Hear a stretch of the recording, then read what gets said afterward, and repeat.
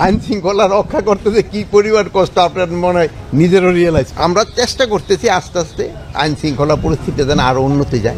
আর এখানে থানা ভিজিটের উদ্দেশ্য ছিল এদের থাকার অবস্থাটারও আপনারা জানেন, তাদের খাবার অবস্থাটা কীরকম এইগুলি দেখার জন্য, এবং এইগুলিতে কীভাবে আস্তে আস্তে আরও উন্নতি করা যায়। যেহেতু তাকে কাজ আদায় করতে হলে তাদের খাবারের দিক দিয়েও আমার খেয়াল রাখতে হবে, তাকে থাকার দিকেও খেয়াল রাখতে হবে। এইগুলির জন্য এখানে কিন্তু এই জন্যই কিন্তু এই ভিজিটটা করা।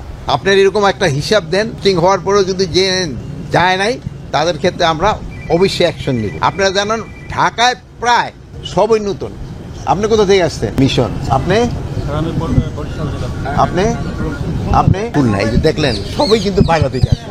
আমরা কিন্তু মোটামুটি স্পেসিফিক যদি দিয়ে একটা বলতে পারেন আমরা যাদের পোস্টিং হয়েছে তাদেরই। কিন্তু তবু আরেকটা দিক ছিল খেয়াল রাখতে হলো, আমরা এবার যে চিন্তা ভাবনা করতে যারা ধরেন যে একেবারে নর্মাল পুলিশ সদস্য তাদের একই ডিভিশনে রাখা যায়। যেহেতু হয় কি ফ্যামিলিটা দূরে থাকলে এখন কিন্তু ছুটির সংখ্যা কম, এরা মনে হয় মাত্র 20 দিন ছুটি পায়, আর এই লিভ পাইলো আরো 20 দিন। ওই 20 দিন ছুটি কিন্তু আমরা অনেক সময় দিতেও পারি না।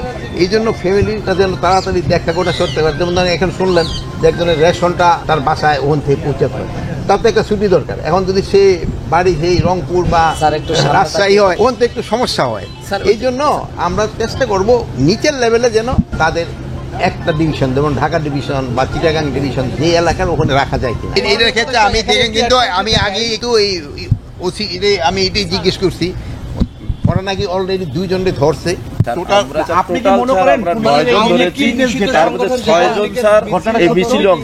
যেহেতু মিছিল হয়েছে এটা তো আর কোনো, এটার ভিতরে তো কারো কোনো সন্দেহ নাই।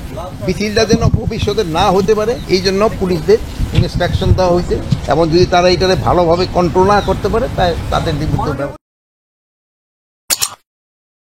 যখনকার খবর তখনই দেখতে চোখ রাখুন সুন 24 টিভিতে।